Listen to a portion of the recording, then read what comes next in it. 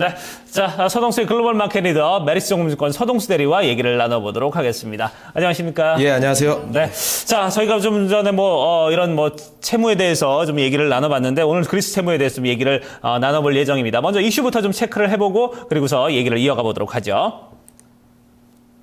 네, 자 오늘 유로존 리스크입니다. 자 그리스의 어떤 이 부채 상환 문제 계속해서 좀 대립각을 세우고 있는 그런 상황입니다. 자, 지금 상황은 지금 오히려 좀 돈을 갚아야 될 사람이 좀 더 큰 소리를 치고 있는 이런 상황인데, 자, 이러다 보니까 지금 전체적으로 분위기는 좀 좋지 않게 흘러가고 있습니다. 전 페더럴 리저브 뱅크의 의장인 앨런 그린스펀이 그리스에 관련된 이야기를 좀 채널에서, TV 채널에서 얘기를 하면서 상당히 좀 이슈가 됐는데요. 네. 그렉시트는 어떻게 됐든, 무조건 나올 것이다.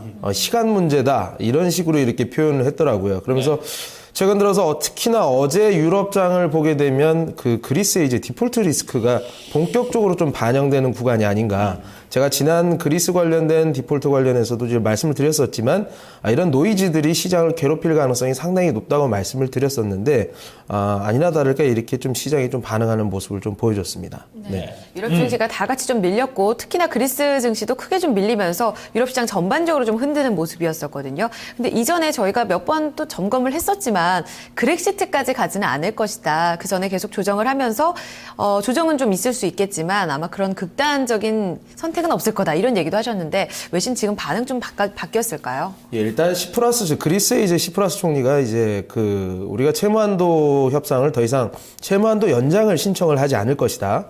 그리고 우리는 이제 브릿지론을 신청을 해서 20회에다가 이제 브릿지론을 신청해서 단기적으로는 자금을 한번 그걸로 땜빵을 하겠다. 이런 식으로 나왔지만 실질적으로 20회에서 지금 거부를 하고 있는 상태죠. 그렇기 때문에 혼자만의 생각으로 지금 끝날 가능성이 상당히 큰데 어떻게 됐든 연장 죽어도 안 한다고 그러고 지금 이제 유로존에서는 이걸 어떻게 해야 되나 이렇게 스포일 차일드 같은 이거 어떻게 해야 되나 이렇게 지금 고민이 빠져 있는데요. 일단 CNN 머니에서는 이제 그린스펀의 이야기를 이제 인터뷰 내용을 얘기를 하면서 최근 이제 그리스 증시 하락이 유로존 전체 증시의 하락을 이끌고 있다라는 측면을 얘기를 하면서 그리스가 유로존에서 빠져나가는 것이 유일한 해결책이라는 그린스펀의 말을 인용을 하면서 이러한 부분들에 대해서 얘기를 했었고요. 블룸버그에서는 과연 이 그렉시트가 일어나게 되면 이러한 파급력이 도대체 어느 정도로 나타날 것이냐에 대해서 좀 다뤘었는데 지금 이제 G20 재무장관 회의가 지금 열리고 있는 상황인데 거기에서도 이제 조금 약간 논의가 됐다고 해요. 이게 만약에 이제 영국 쪽에서도 이제 이거 한번 얘네들을 빼버리면 어떻겠냐 이런 얘기를 했었는데 이제 미국 쪽 이렇게 패널이라든가 이쪽에서 만약에 그렉시트가 일어나게 되면 리만 브러더스 효과의 제곱 승수로 나타나는 그 리스크가 시장에 나오게 될 것이다. 굉장한 큰 하락이 나올 것이다. 그래서 경고를 했죠. 그래서 그 이유는 사실 거기에 대해서는 아무도 반기를 들지 못했다는 이러한 내용을 좀 담고 있었는데요. 어쨌든 적어도 이런 막장까지는 가지 않겠느냐라고 좀 지켜보는 것이 지금까지는 우리가 보면서 좀 지켜봐야 되는 부분들이 아닌가 이렇게 생각하고 있습니다. 자, 그린스펀 전 의장의 말도 분명히 일리가 있습니다. 어느 나라에서 좀 이렇게 좀 위기가 있는 나라에게 언제 돈을 돌려받을 보장이 없는 나라에게 누가 돈을 빌려주겠냐, 이런 얘기도 분명히 일리가 있는데, 지금까지 어떤 유럽의 쭉 행보를 보면은 이제 그리스가 예전에도 좀 분명히 좀 디폴트 위기까지 가기 직전에 마지막 협상 시한까지 가면은 꼭 구제를 해주는 이런 모습들을 보여줬다는 부분에서는 또 이번에도 좀 ECB가 결국은 또 여기서 좀 손을 내밀지 않겠느냐 이런 부분에 대한 얘기도 있고 그러다 보니까 좀 전체적으로 가능성은 좀 낮지 않겠냐 이렇게 보고 있는데 전체적인 좀 파급력 우리가 마지막으로 좀 어떻게 좀 분석을 해봐야 될까요? 일단 어쨌든 그리스 이 채무한도 협상 시한이 다가올 때까지는 이러한 관련된 노이즈는 계속 발생할 가능성이 상당히 높다라는 측면 이런 것들이 증시에서 반응을 하느냐 안 하느냐 추가적으로 그다지 크게 반응하지 않을 것이라고는 생각을 합니다만은 만약에 조정이 되게 되면 이러한 문제들 때문에 될 가능성이 상당히 높다. 앨런 그린스펀이 왜 그런 얘기를 했는지 GDP의 이제 거시경제 지표들을 살펴보게 되면 최근 5년 동안 이렇게 GDP 성장률이라든가 부채 비율이라든가 아니면 실업률 이러한 것들을 보게 되면 전혀 개선이 되지 못하고 있다는 측면에서는 결국에는 빼지 않고서는 도대체 이거 해결이 안 된다. 어떻게 보면은 사형수와 같은 어떻게 보면 무기징역형을 받은 사형수와 같은 느낌이라고나 해야 될까요? 뭐 그런 느낌이긴 합니다. 이번에도 어떻게 됐든 미봉책이라도 뭐 빚을 탕감을 해준다거나 아니면은 뭐 성장 연동 채권을 발행하는 것을 뭐 허용을 한다거나 이러한 측면에서 어떻게 됐든 합의를 이끌어내지 않겠느냐. 아니면 굉장히 유로존 리스크가 상당히 커지기 때문이죠.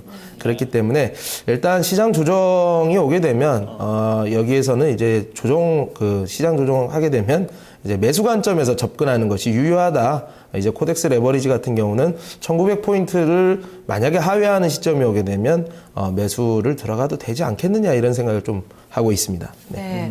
우리 시장이 그리스 우려감이 다시 한번 재발될 때마다 많이 좀 조정을 받는 모습이 나타났었거든요. 그동안 최근 몇 주 동안 여기에서의 매수 관점 여전히 좀 변함없다는 시각 다시 한번 확인해 드리고요. 오늘 전략에 한번 참고해 보시길 바라겠습니다. 두 번째 이슈로 넘어가겠습니다. 네, 배럴당 20달러.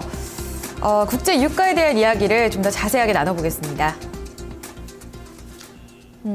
국제유가가 사흘째 다시 한번 반등을 치고 올라갑니다. 네. 여기에 있어서 51달러 위까지 올라오면서 바닥론이 솔솔 나오거든요. 그런데 여기에 반대 의견이 또 제기가 된 거죠. 배럴당 그룹에서 20불까지도 뭐 떨어질 것이다. 뭐 이런 부분에 대해서 언급을 했는데 자, 이 시장의 흐름과 지금은 뭐 전혀 좀 다르게 좀 얘기가 나오고 있습니다. 이 부분은 좀 우리가 어떻게 분석을 해야 될지 좀 얘기를 들어봐야 될 것 같아요. 예, 어쨌든 뭐 오펙에서 나온 보고서가 이제 하반기에 이제 저유가가 수요를 이끌 것이다라는 이러한 내용을 중심으로 해가지고 최근 뭐 미국의 리그선이 줄어들고 있다 이런 것들 그다지 오펙에서도 그다지 뭐 별 내용도 없어요, 사실. 내용도 없습니다만. 네. 그런 부분에 대해서 이제 어쨌든, 시티그룹에서는 최근 유가 반등이 이제 기술적인 부분이라고 좀 판단을 하고 있다라는 내용으로, 레포트가 나왔습니다. 네. 네. 자, 유가 반등, 뭐, 시티그룹에서는 좀 기술적인 반등이다, 이렇게 얘기를 하고 있는데, 어떻게 좀, 외신들은 좀 이에 대해서 좀 어떻게 좀 얘기를 하고 있는지, 이런 부분도 좀 궁금합니다. 예, 일단 블룸버그에서는 이 레포트 내용을 이제 중점적으로 다루면서, 일단 미국의 산유량이라든가, 오펙 국가들의 산유량은 계속적으로 지금 늘어나고 있는 모습들을 보여주고 있다. 분명히 뭐 리그선이 줄었다, 뭐 시추공이 줄었다고 하더라도 실질적으로 효율이 좋은 리그라든가 이런 쪽에서는 계속 이제 석유를 굉장히 많이 캐내고 있다는 얘기죠. 이런 오펙 같은 경우도 계속 이제 자기 나라들이 시장 점유율을 계속 유지를 해야 되기 때문에 이런 치킨 게임이 아직도 적극적으로 동참하고 있는 상황이다라고 좀 보시면 될 것 같고요.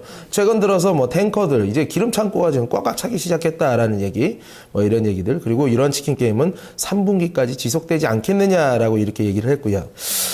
그럼 과연 이번에 기술적 반등이 도대체 어느 정도까지 갈 것이냐라고 이렇게 해서 서베이를 해봤는데, 그림을 보시면, 서베이 결과 전문가들의 한 56%가 50불에서 배럴당 60불 정도까지, 이 정도 레인지에 들어갈 것이다라고 이렇게 좀 얘기를 하고 있거든요. 그래서 보통 이제 지금 우리가 이제 한 50불 정도 됐는데, 해봐야 이제 업사이드가 높아야 한 20% 정도가 되지 않겠느냐, 이렇게 보면 될 것 같고요.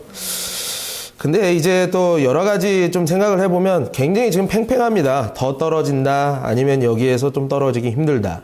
하지만 제가 여기서 좀 크게 떨어지기도 크게 오르기도 힘들겠지만 여기서 떨어지는 거에 대해서 조금 뭐 보수적으로 보는 부분들은 마지막 그림을 보시면 아시겠지만 유가 하락으로 굉장히 불편해지고 있는 나라들이 많습니다. 최근 들어서 이제 인플레이션이 폭발적으로 늘어나게 되면서 뭐 자국 가치 통화가 굉장히 떨어지고 그 원인에는 이제 재정 수지가 굉장히 급격하게 악화가 된 면들. 그러니까 기름을 팔아서 나라의 재정을 담당하고 있던 베네수엘라라든가 이집트, 러시아 이런 나라들이 굉장히 인플레이션이 올라가면서 뭐 시스템 리스크로 번질 수 있는 이런 것들이 이제 국제 금융 시장에 충격을 가져올 수 있는 불편한 진실들이 아직 남아있는 상황이기 때문에 여기에서 더 떨어지는 것은 모두가 원하지 않을 것이다.